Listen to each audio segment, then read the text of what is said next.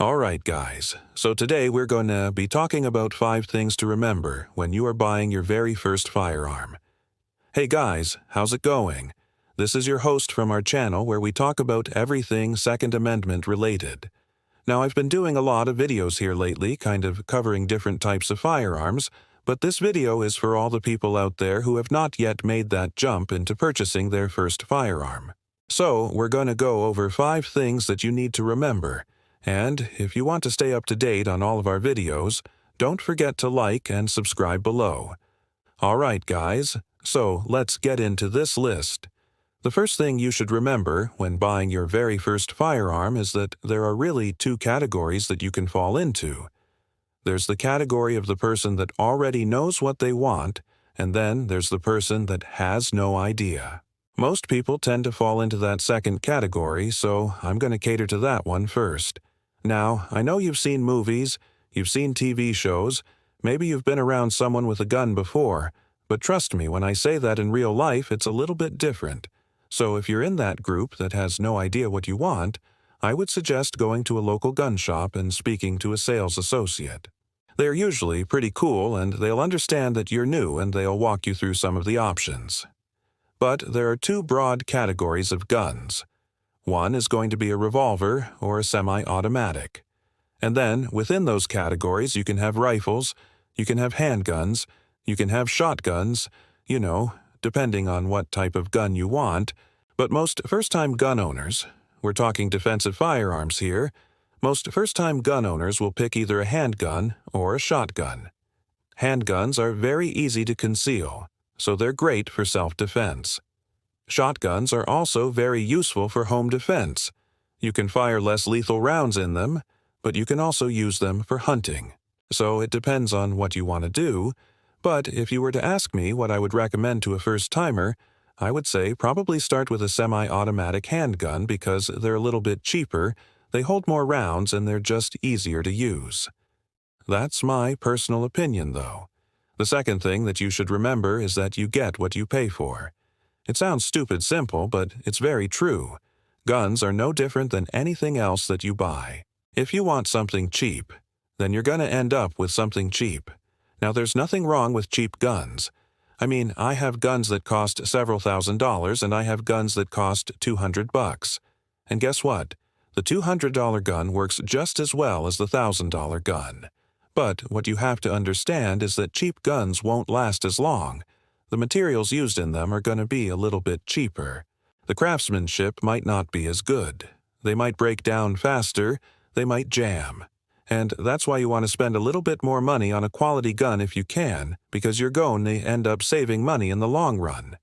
I mean, if you have a gun that breaks down on you all the time, then you're spending money every time you take it to the gun shop to have them fix it. But if you have a quality gun that was made well, then it's going to last longer, it's going to work better, and it's going to save you money in the long run. Number 3 is that you need to think about maintenance. Now, this one kind of goes along with the last one, but you need to realize that if you buy a gun, it's not just a purchase, it's an ongoing relationship. So not only do you have to worry about buying ammo and targets and all that stuff, but you also have to worry about maintaining your gun. You need to clean it, you need to oil it, you need to make sure that it's always in working condition. And if you don't do that, it's not going to last. So just like a car, just like anything else, if you don't take care of it, it's not going to last forever. So keep that in mind when you're buying a gun. Also, remember that some guns are easier to maintain than others. For example, a revolver is much easier to maintain than a semi-automatic pistol. A semi-automatic pistol has a lot more parts and they're a lot smaller, which makes it harder to clean and harder to maintain. But a revolver, it's just a cylinder and a barrel and a hammer. It's pretty easy to take apart and put back together. So if you're new to guns, you might want to consider getting a revolver because they're a little bit easier to maintain. But again, if you want something that's easier to conceal, you want something that holds more rounds, you might want to go with a semi-automatic. But just remember that no matter what type of gun you get, you need to learn how to clean it and maintain it, or it's not going to last. Number 4 is that you should buy based on your needs. And this one is very important because you don't want to buy a gun just because it looks cool. You know, just like when you're buying a car, you don't want to buy a car just because it looks cool. You want to buy a car based on your needs. How many people do you need to carry? Do you need four-wheel drive? Do you need a truck bed? You know, what is it that you need in a car? Same thing with a gun. What is it that you need in a gun? For example, if you're buying a gun for home defense, you might want something that's a little bit heavier, something that's a little bit bigger. You might want a shotgun because you can fire less lethal rounds in it and you can be a little bit more accurate with it. But if you're buying a gun for concealed carry, you don't want something that's big and heavy. You want something that's small and light and easy to conceal. So you need to figure out what your needs are and then buy a gun that fits those needs. Don't buy a gun just because it looks cool or just because your buddy has one.